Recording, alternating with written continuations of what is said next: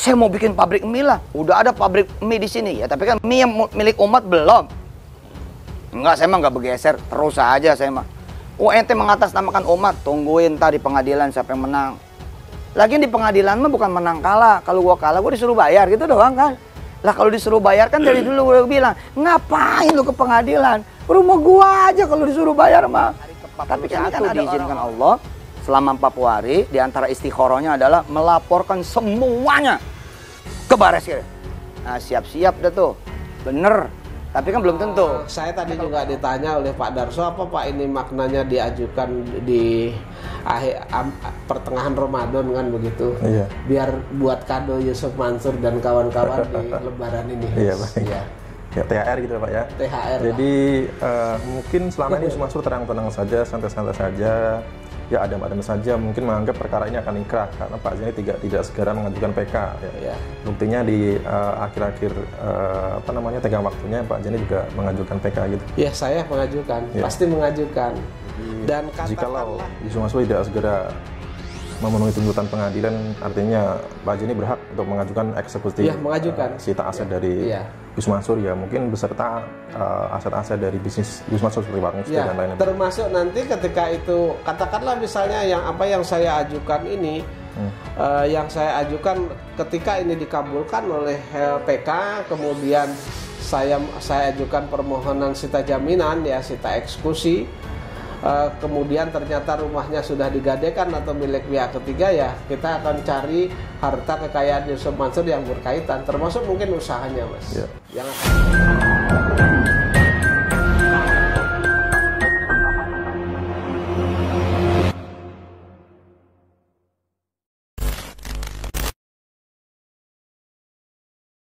Bismillahirrahmanirrahim. Assalamualaikum warahmatullahi wabarakatuh. Teman-teman, kembali bersama saya Ji di Jia TV. Sebelumnya saya ucapkan selamat menunaikan ibadah puasa Ramadan. Semoga amal ibadah puasa kita diterima oleh Allah Subhanahu wa taala.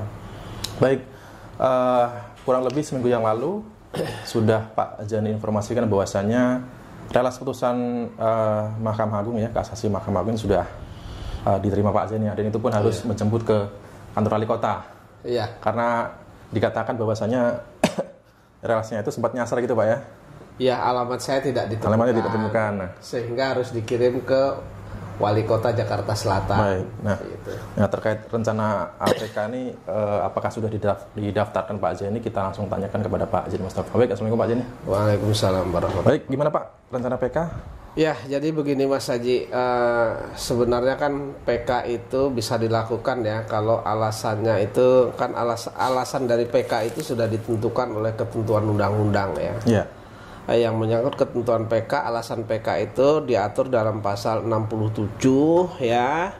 Terus kemudian Undang-Undang Nomor 3 tahun 2009, perubahan kedua atas Undang-Undang Nomor 14 tahun 1985 tentang Mahkamah Agung, begitu ya. Nah, terkait dengan yang sudah diatur itu, maka saya Mas hari ini hari Jumat tanggal 14 Maret 2025 sudah mengajukan permohonan PK.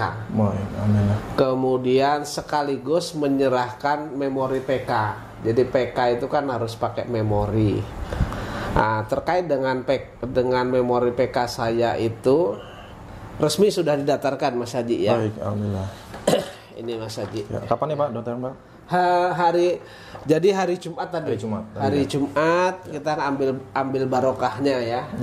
Ngambil barokahnya, kita daftarkan hari Jumat sebelum sholat Jumat tadi, resmi diterima, dan ini tadi sekumnya. Namun akte pernyataannya karena tadi pejabatnya tidak berada di tempat, akte permohonannya kemudian akte penyerahan memorinya belum bisa saya ambil, mungkin Senin atau Selasa Mas Haji ya. Gitu. Baik. Tapi resmi sudah daftarkan karena sekum juga sudah dibayar dengan lunas, begitu Mas Haji. Terkait dengan PK tersebut, setelah saya cermati baik itu putusan Pengadilan Negeri, kemudian Pengadilan Tinggi Jakarta, kemudian kasasi Mahkamah Agung ya, maka saya menyimpulkan ada 3 alasan untuk mengajukan PK tersebut. Jadi alasan huruf A ya, dari pasal 67 itu Undang-Undang Nomor 3 tahun 2009. Kemudian itu sebagai perubahan kedua atas Undang-Undang Nomor 14 tahun 1985 itu. Yang pertama adalah bisa diajukan PK kalau putusan itu didasarkan oleh suatu kebohongan. Itu huruf A. Saya masuk di sana.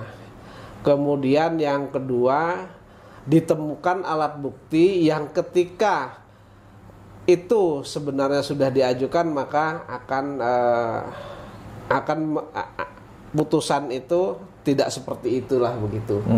Kemudian yang huruf F-nya itu karena ada kesalahan atau kehilapan dari majelis hakim, baik yudek fakti maupun yudek juris begitu ya.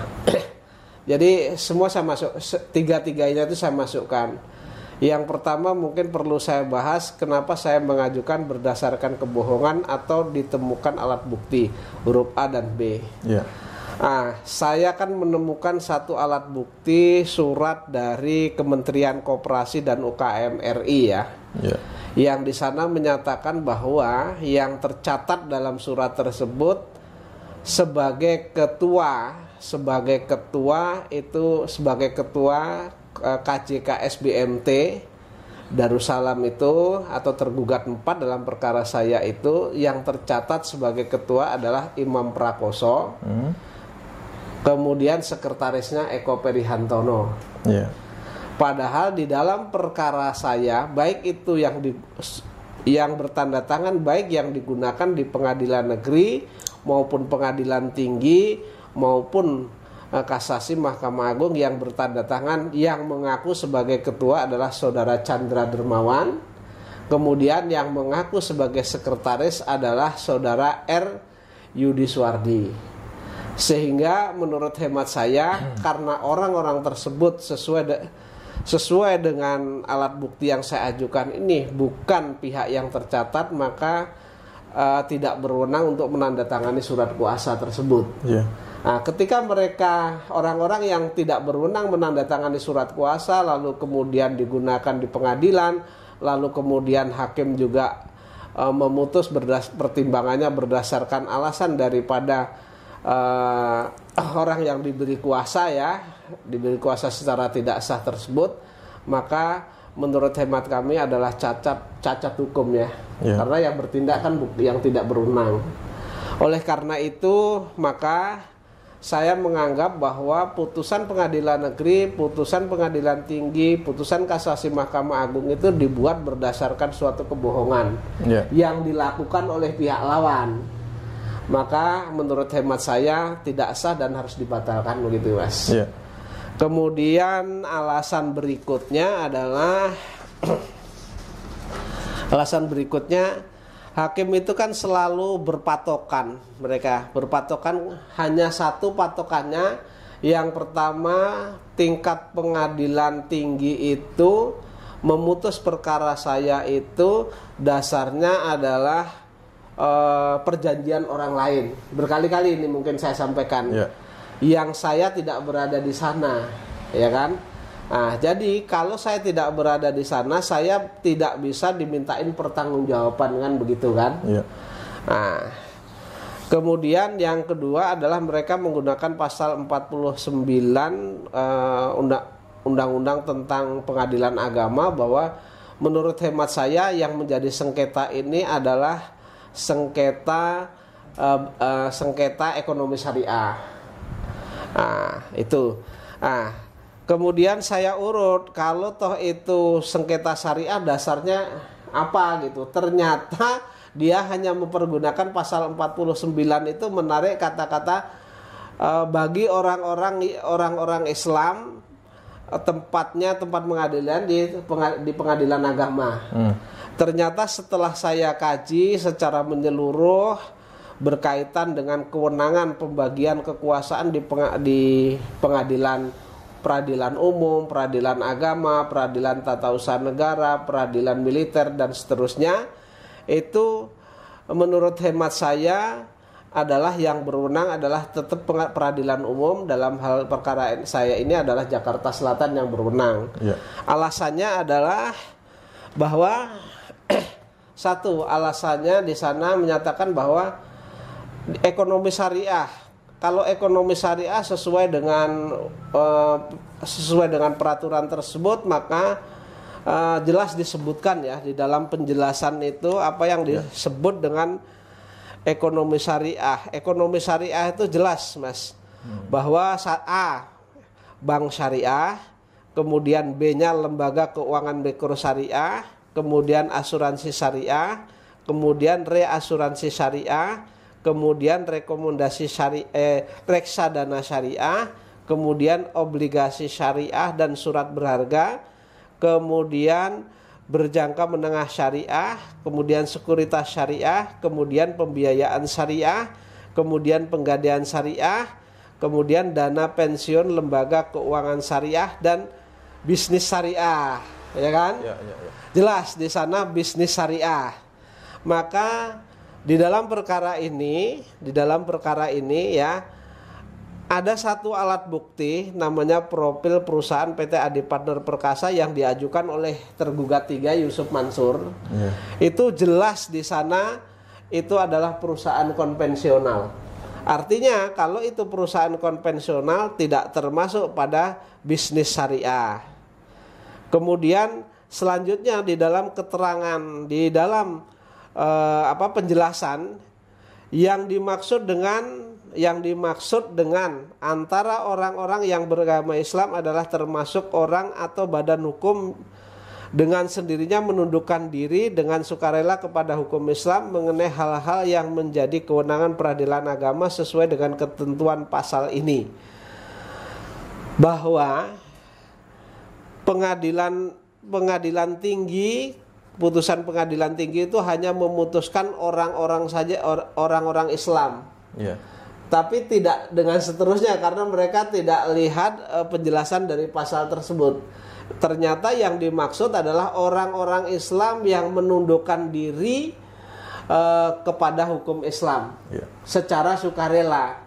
Nah, dalam perkara bisnis batu bara ini tidak satu pun ditemukan alat bukti yang menunjukkan orang-orang tersebut menundukkan diri. Bahkan di dalam bukti yang dipergunakan untuk memutus perkara saya, perjanjian orang lain tersebut juga isinya itu tetap konvensional. Oleh karena itu saya menganggap bahwa kewenangan untuk mengadili itu adalah kewenangan dari peradilan umum ya, peradilan umum dalam hari ini peradilan syariah begitu. Nah, itu Mas. Ya. Alasannya itu. Ya, terus kemudian berkaitan dengan penerapan terkait dengan bukti P5 perjanjian Bu Ilis dengan tergugat 4 di luar perkara ini ya. Itu sesuai dengan pasal 1340 bahwa perjanjian itu hanya mengikat para pihak. Dan di sana tidak boleh merugikan orang lain. Kalau toh itu menarik saya, berarti kan merugikan kepada saya. Oleh karena dia menarik kepada saya, berarti bertentangan dengan ketentuan pasal 1340 KUH Perdata tersebut. Sehingga menurut tema saya sudah ada kekhilafan daripada majelis hakim, ya. Kekhilafan daripada majelis hakim yudek wakti kemudian yudek yuris begitu, Mas. Saya minta tiga putusan baik pengadilan negeri, pengadilan tinggi, kemudian kasasi Mahkamah Agung karena semua itu mempergunakan atau mempertimbangkan dalil-dalil daripada tergugat pada tergugat 4 padahal tergugat 4 yang memberikan kuasa tidak sah, maka saya minta ketiga-tiganya dibatalkan.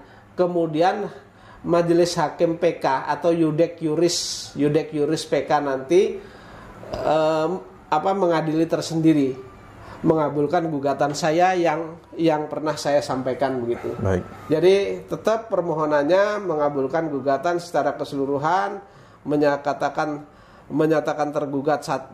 para tergugat itu wan prestasi, kemudian menghukum tergugat untuk membayar kerugian saya yang dikalkulasi baik imaterial maupun baik imaterial ya maupun formil itu sebesar 98,7. Ya, T ya Pak ya. Ya, T. Ya. Nah, terus kemudian menghukum para pihak untuk bayar biaya perkara dan seterusnya lah, gitu, Mas. Ya. Jadi kembali kepada tuntutan semula, Mas. Iya, iya baik. Ya, yang jelas di sini di dalam investasi jaman batubara ini pada akad awalnya, Iya. ini tidak dijelaskan bahwasanya kepada investor ini bahwasanya ini bisnis syariah gitu Pak ya. Tidak ada. Tidak ada. gitu, ya. Jadi tidak ada satu alat bukti pun yang menyatakan bahwa itu bisnis syariah, Iya. tidak ada. Jangan sampai hanya karena bahwasanya orang-orang yang mengikuti bisnis ini Maaf, adalah saya sambung lagi. Ya. Jadi kerugian itu kerugian material dan imaterial, Imaterial, Mas. ya. Yang jumlahnya tadi 98,7 triliun itu. Ya. Terserah nanti hakim mau ngabulkan berapa terserah. Tapi saya minta putusan awal, baik itu pengadilan negeri yang memenangkan saya, kemudian pengadilan tinggi yang meng-NO perkara saya, kemudian kasasi Mahkamah Agung yang meng-NO perkara saya, agar itu semua dibatalkan karena itu telah mempertimbangkan dalil-dalil daripada tergugat 4 yang notabene adalah yang tidak sah untuk berperkara karena surat kuasanya adalah surat kuasa ditandatangani oleh pihak-pihak yang tidak berwenang begitu. Ya, ya. Termasuk apakah dalam arti mengabulkan gugatan semuanya ini adalah Pak Haji ini juga memohon sita jaminan seperti aset-aset isu masur berkaitan gitu Pak. Jadi di sana juga permohonannya itu bahwa saya mengajukan permohonan sita jaminan atau konservatur beslah terhadap harta kekayaan Yusuf Mansur berupa rumah, tempat tinggal yang saat ini ditinggali Yusuf Mansur dan ruko yang menjadi kantornya BMT. Ya. Gitu. Jadi jikalau Yusuf Mansur tidak segera memenuhi tuntutan pengadilan, artinya Pak Haji ini berhak untuk mengajukan eksekusi mengajukan sita aset dari Yusuf Mansur ya, mungkin beserta aset-aset dari bisnis Yusuf Mansur seperti warung dan lain-lain. Termasuk nanti ketika itu katakanlah misalnya yang saya ajukan ini, yang saya ajukan ketika ini dikabulkan oleh PK, kemudian saya ajukan permohonan sita jaminan ya, sita eksekusi. Kemudian ternyata rumahnya sudah digadekan atau milik pihak ketiga, ya kita akan cari harta kekayaan Yusuf Mansur yang berkaitan, termasuk mungkin usahanya, Mas, yang akan saya kulik. Gitu. Baik. Ya, yang jelas ini yang dipermasalahkan adalah legal standing dari kuasa hukum tergugat, dan juga bahwasanya bisnis ini bukan bisnis syariah gitu Pak ya, jangan sampai hanya karena yang mengikuti bisnis ini adalah orang-orang Islam. Ya, orang-orang jamaah masjid kemudian dibentuk di masjid ini terus bisa dikatakan syariah begitu saja gitu Pak. Iya, nggak bisa dikatakan begitu syariah saja. Memang alasan dari PK itu karena itu terjadinya bisnis di masjid lalu dikatakan itu bis ekonomi syariah. Tetapi kan undang-undang tidak seperti itu. Setelah saya pelajari berkaitan dengan Undang-Undang Mahkamah Agung, Undang-Undang Kehakiman, kemudian Undang-Undang Peradilan Agama terkait dengan peradilan umum, ternyata kewenangan itu kan jelas dengan rinci sudah dibagi. Oleh karena itu maka apa yang menjadi pertimbangan hukum baik itu pengadilan tinggi maupun hakim maupun yudek yuris kasasi itu tidak tepat menurut hemat saya. Jadi ada kehilapan juga gitu. Iya, baik. Oke, baik Pak Haji nih. Dalam PK ini Pak, sidang PK ini nanti mekanismenya seperti apa Pak? Apakah seperti sidang-sidang sebelumnya Pak Haji ini menghadirkan transaksi kembali atau bagaimana nanti? Ya, jadi karena saya mengajukan alasan PK ini berdasarkan huruf A dan huruf B. Itu kan karena ditemukan satu alat bukti yang bisa membuktikan bahwa adanya kebohongan dari pihak tergugat 4, terus kemudian ketika ada alat bukti itu maka putusannya tidak seperti yang sekarang ini yang saya ajukan ini begitu. Itu nanti saya nanti akan dipanggil, dijadwalkan, saya akan ada sidang di sana, saya disumpah Mas. Oke. Berkaitan dengan penemuan alat bukti tersebut. Gitu. Ya, jadi ini bisa jadi prosesnya ya cukup singkat gitu Pak ya nanti. Cukup singkat. Baik, ya tentunya ya ini didaftarkan di bulan Ramadan ya, di hari Jumat tentunya juga ini mendapatkan hasil yang baik ya. Dan juga ini menjadi THR bagi Yusuf Mansur Pak ini Pak. Oh iya. Jadi kenapa saya masuk kok bulan? Jadi begini, memang beberapa bulan nih belum saya ajukan karena memang PK itu waktunya lama Mas. Ya. Jadi waktunya itu 6 bulan sejak saya menerima relas, gitu ya. Relasnya itu kan tanggal 16 Oktober Mas. Kalau dihitung 16 Oktober itu 6 bulannya itu memang baru nanti 16 April itu baru 6 bulan. Ini kan masih kalau tanggal 14 berarti masih kurang 1 bulan 2 hari begitu. Nah, kemudian memang kok lama nggak diajukan PK dan seterusnya begitu ya. Nah, kita kan masih menunggu karena saya itu kehilangan alat bukti yang bisa saya masukkan sebagai novum itu. Ternyata saya cari-cari ketemu kemarin di tanggal 8 Februari itu, makanya kemudian saya pelajari, kemudian saya kaitkan dengan peraturan-peraturan yang berlaku, maka tanggal 14 tadi saya masukkan. Dan ini saya tadi juga ditanya oleh Pak Darso, apa Pak ini maknanya diajukan di pertengahan Ramadan kan begitu, biar buat kado Yusuf Mansur dan kawan-kawan di Lebaran ini. Ya THR gitu Pak ya. THR. Jadi mungkin selama ini Yusuf Mansur tenang-tenang saja, santai-santai saja, ya adem-adem saja, mungkin menganggap perkara ini akan inkrah karena Pak Zaini tidak segera mengajukan PK.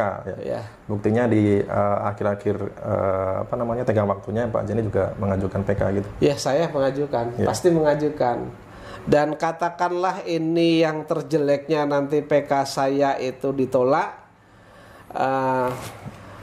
majelis PK ya, Yudek Yuris PK itu masih menganggap bahwa ini adalah kewenangan dari pengadilan agama, maka saya akan mengajukan gugatan ulang persis sama, cuman melalui pengadilan agama. Baik. Nah, dan itu juga kan ada tingkat pertama di pengadilan agama, kemudian ada tingkat keduanya di pengadilan tinggi, kemudian ada upaya kasasi, kemudian ada PK. Kalau perkara ini saja sudah berjalan dari tahun 2022 sampai 2025 belum selesai, kurang lebih 3 tahun,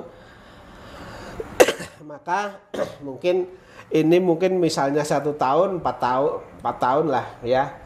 Jadi masih ada mungkin ya sekitar 5 tahun lagi Yusuf Mansur akan berhadapan sama saya gitu.